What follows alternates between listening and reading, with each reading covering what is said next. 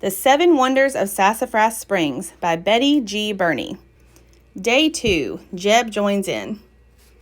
Did you bring us one of those big statues for the yard? Aunt Pretty asked at dinner that night. I had no idea what she was talking about. She means a wonder, son, said Pa. I wasn't ready to share that crazy doll story, not yet. I knew Aunt Pretty would want to know all about the curtains and fancy doodads at the Pritchards, but I hadn't noticed a thing but the doll. I'm going to wait and see what I've got at the end of the week, I told them. Oh, and you just know I hate to wait, Aunt Pretty fussed. Pa changed the subject. Mighty fine eats. Eben may sail the 7 seas, but he'll never find as fine a cook as you, Pretty. I looked down at the plate of ham, boiled beans, and fluffy biscuits. I knew a peach pie was waiting on the windowsill. Yes, sir, I agreed. For an instant, I felt a pang, picturing myself in Tokyo or Timbuktu, craving one of my aunt's peach pies. Aunt Pretty said, "Oh, go on now," and plopped a big heap of beans on my plate. Have some seconds. I didn't want to disappoint her, no sir, so I had my second helping and put Timbuktu clean out of my mind. When you're weeding corn up one row and down the next, you have a lot of time to think. So all Thursday morning, I thought of that faraway mountain in Silver Peak, Colorado. The more weeds I dug up, the higher that mountain got. With one wonder under my belt, I was itching to go in search of more, but Pa was working extra hard and I didn't have the heart to ask to take time off. Around 3:30, Pa stopped abruptly. That's enough, Eben, he said. I won't be needing you till milking time. I didn't waste a second. I splashed the dust off my face at the pump and took a nice long drink. I checked that my paper and pencil were in my back pocket and headed for Yellow Dog Road with Sal tagging along. When I reached the edge of the Austins' farm, Jeb came racing toward me, kicking up a cloud of dust. Wait up, I'm coming with you. I looked around. Where's the rest of the brood? Maggie said she'd watch them, but I've got to dry the dishes tonight in her place. Jeb didn't want to waste time talking about chores. Any luck with those wonders? I thought his big brown eyes would pop right out of his face when I told him about Mrs. Pritchard. A doll? What kind of wonder is that?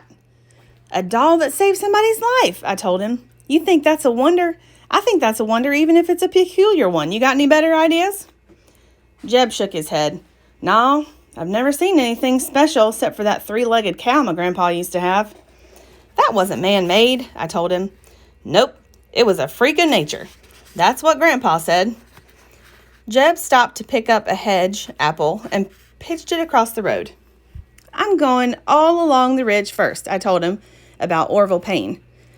Woo-wee, said Jeb. You're lucky he didn't aim his shotgun at you. He'd just as soon shoot you as look at you. I hadn't thought about firearms before. At least I got something. A doll story. Jeb reached down for another hedge apple. This time he pulled his arm way back and sent it arching high into the air. Hey, if you're looking for something special, we should go down to the Sailor House. A rich person's more likely to have a wonder than a poor one, maybe 2 or 3. The Sailor place right in town was the only house in Sassafras Springs that had curlicues and fancy trim and a fine porch that curved all around the side, not to mention a big sleeping porch upstairs.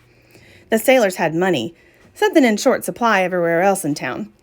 They owned the feed store, which also dealt in farm equipment. Farmers could do without new clothes, indoor plumbing, and even full bellies, but they couldn't do without farm equipment. That's why the Sailors had the biggest house in Sassafras Springs, and a Ford motor car in the driveway to boot. Some farmers like Pa had old pickup trucks, but the Sailors were the only folks who had a car just for riding around in.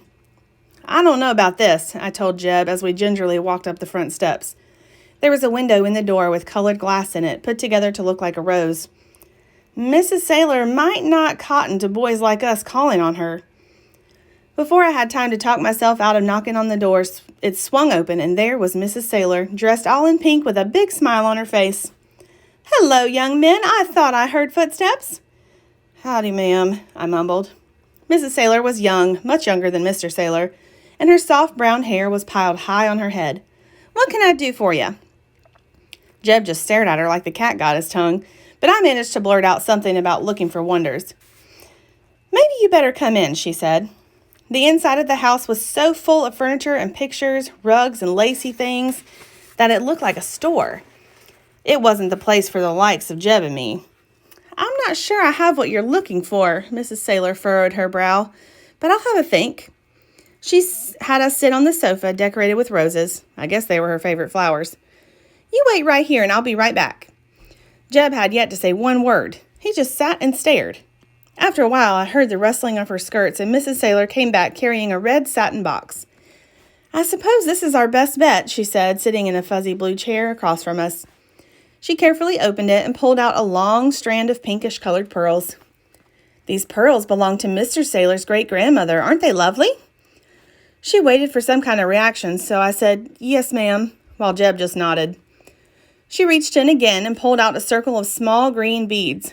And this is genuine jade from China, boys. Isn't that a wonder? I leaned in to look at the jade and mumbled something about it being nice, though the green glass beads Aunt Pretty won at the county fair last year looked just as pretty and sparkled a whole lot more. Next, Mrs. Saylor pulled out a brooch with the outline of a lady in it, all carved in white. Ah, and this is my grandmother's hand-carved cameo. Jeb and I made admiring noises. Who did the carving? I asked.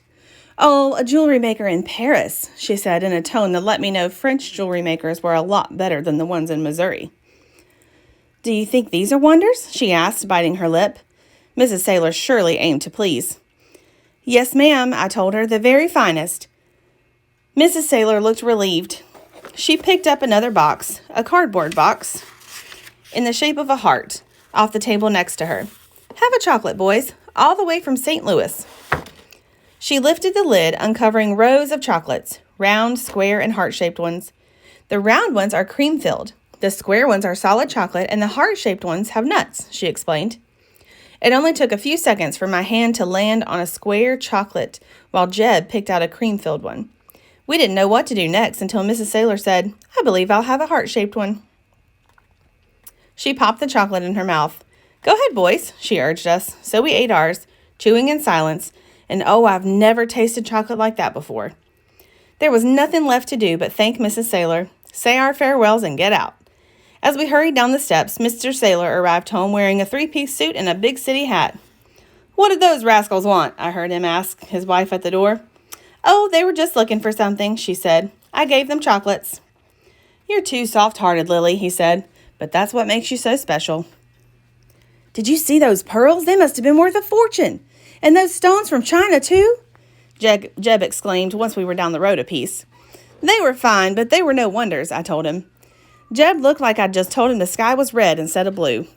Why, nothing in Sassafras Springs is worth what that jewelry's worth, he said. I know, but those three things together aren't worth $1 like Miss Pritchard's.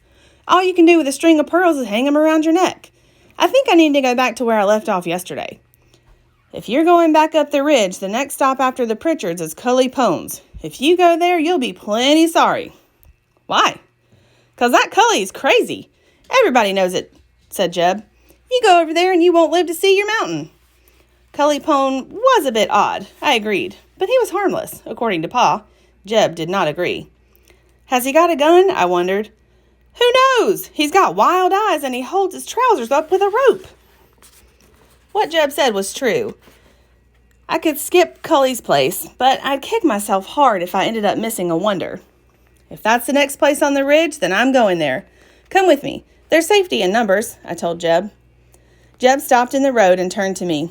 I'll walk up there with you, he said, but I'm not going in that house. Deal, I agreed. Who's that? Cully shouted as we approached his shack. Jeb and Sal both hung back when he lurched toward us, axe in hand. His eyes lit up as he raised the axe above his shoulder. I closed my eyes so as not to watch my own head being chopped off.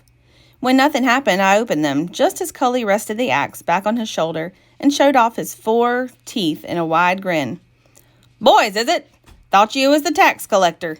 Haven't had a caller in a dog's age. Happy to have you, he said in a loud voice. Cully tended to shout. Don't know why more folks don't stop by. Cully Pone was a string bean of a man. That bit of rope couldn't keep his trousers from drooping dangerously low, and the moths had made quite a meal out of his felt hat. My mouth was dry as a bone, but I managed to explain what I was looking for. To my surprise, he didn't hesitate a tick when I told him what I wanted. Yes, indeedy, I got a wonder, he said, as if somebody asked him for one every day. Yes, sirree. He left his axe on the stump he'd been hacking away at and motioned for us to follow him into the house. I'd never been inside, and neither had anybody else I knew. I wasn't anxious to go in now, because Cully's place, no more than a shack, leaned considerably to the right. Cully made his living by doing handyman work. The trouble was, not many people wanted to hire a handyman whose own house was about to cave in. He might not have noticed, but everybody else in Sassafras Springs did. "I'll give it a year," I heard Pa tell Aunt Pretty once. I quickly tried to remember if a year or more had passed since I'd heard him say it.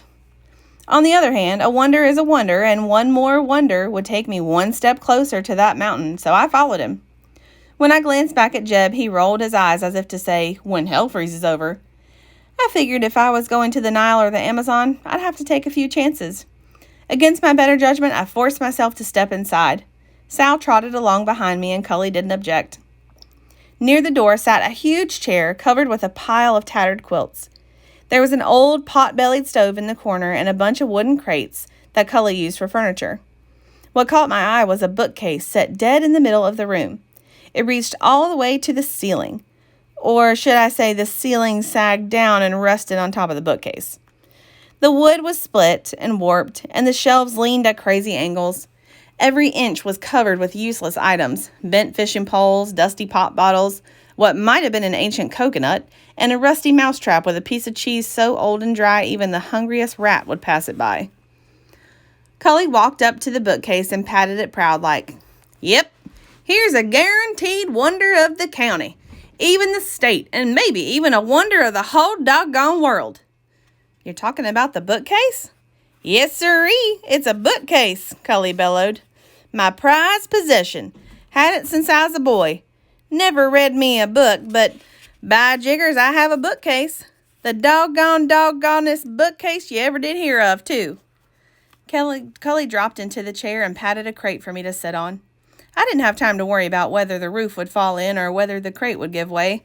Cully Pone was starting his story.